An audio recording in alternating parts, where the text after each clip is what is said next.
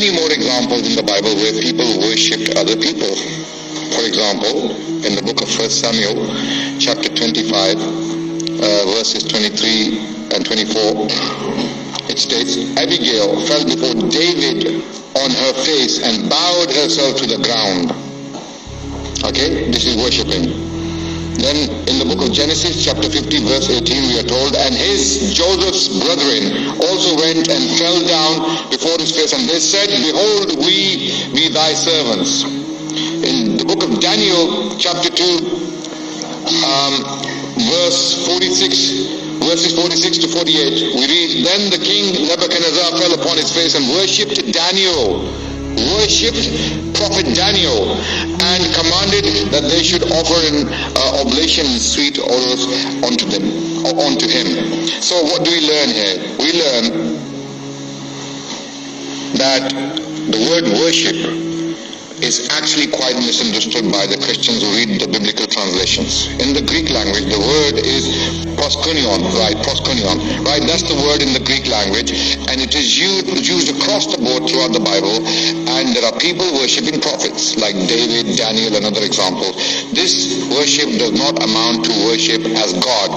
Rather, this means honoring the prophet, dignifying the prophet, respecting the prophet, and previously people used to do that. They used to bow, they used to fall down on earth, they used to prostrate.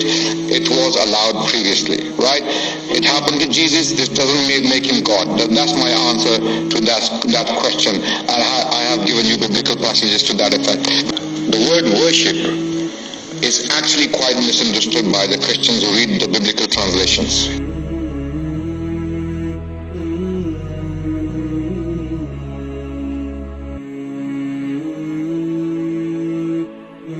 Now, in Koine Greek, in New Testament Greek, there are two words for worship used in the New Testament.